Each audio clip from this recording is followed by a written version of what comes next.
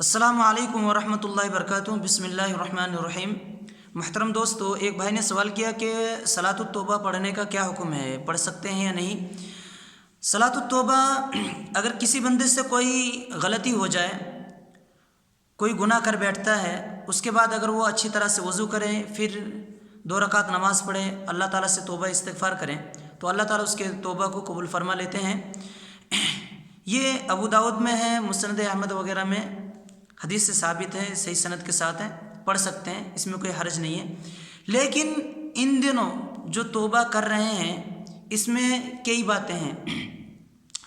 بعض لوگ کہتے ہیں کہ رات اتنے بجے فلاں رات کو تمام لوگ انفرادی طور پر توبہ کریں، تو کسی کے منادی کرانے پر، کسی کے اعلان کرنے پر تمام لوگ اپنے اپنے گھر پر یا جہاں ہیں وہیں پر کسی کے کہنے پر رات کے اسی حصے میں، خاص حصے میں نماز پڑھنا صلاۃ التوبہ کے نام سے، یہ غلط ہے، یہ بدعت ہے، ایسا نہیں کرنا چاہیے۔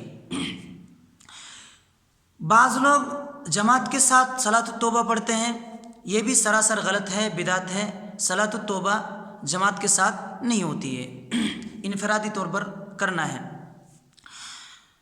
بعض لوگ توبہ اس لیے کرتے ہیں کہ ابھی لاک ڈاؤن ہے، چلیے ہم ایک کام کرتے ہیں، جتنے دن گھر پہ بیٹھے ہوئے بیٹھے بیٹھے کیا کرتے ہیں، اتنا نیک عمل کر لیتے ہیں، تو وہ نیک عمل کرنے کے طرف بڑھتے ہیں، اور پھر بس یہ سوچ کر کہ جتنے دن میں گھر پہ ہوں اتنا دن پڑھ لیتا ہوں، بعد میں جب لاک ڈاؤن ختم ہو جائے گا پھر اس کے بعد دیکھا جائے گا۔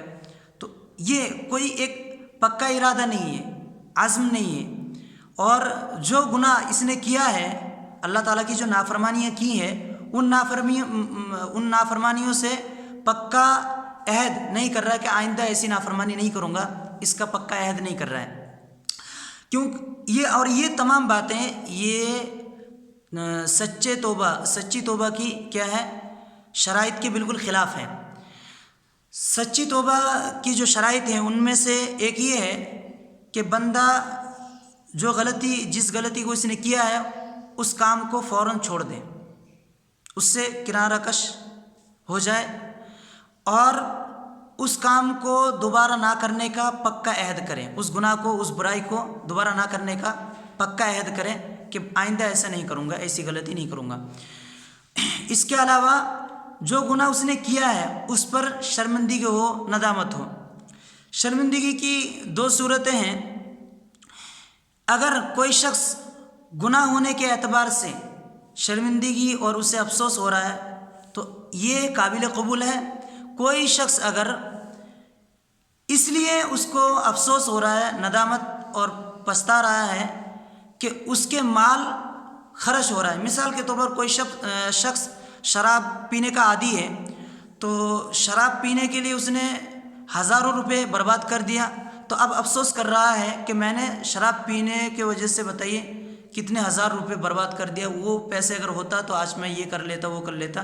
تو اب یہ پیسہ اس گناہ پر جو پیسہ خرچ ہوا ہے اس پیسے کے اوپر یہ افسوس کر رہا ہے، نہ کہ گناہ پر۔ تو اب اس کے یہ افسوس کرنا، یہ اس کی شرمندگی، یہ قابل قبول نہیں ہے۔ توبہ کا اہم رکن اللہ کے نبی صلی اللہ علیہ وسلم نے ندامت کو قرار دیا۔ اللہ کے نبی نے کہا الندم توبہ، کہ شرمندگی ہی اصل توبہ ہے۔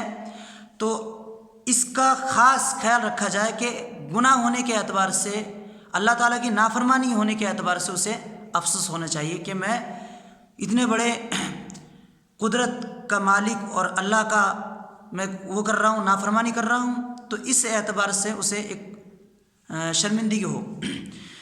یہ 3 حقوق، یہ 3 شرائط حقوق اللہ سے متعلق ہے۔ اگر حقوق العباد سے ہو اس گناہ کا تعلق تو پھر ایک شرط اور بڑھ جاتا ہے۔ اگر کسی نے کسی کی غیبت کی ہے، چغلی کیا ہے، یا کسی کو مارا پیٹا ہے، یا پھر کسی کے مال ہڑپ کیا ہے، تو ایسی صورت میں اس کے مال کو لوٹا دے، یا پھر اس کی عزت کو پامال کیا ہے اس سے جا کے معافی اور غلطی مانگے کہ بھائی مجھ سے غلطی ہو گئی، میں نے آپ کے شان میں ایسے ایسے کہا ہے، مجھے معاف کر دیجیے، پھر اس کے بعد اللہ سے توبہ کرے، تب اس کی توبہ قبول ہوگی۔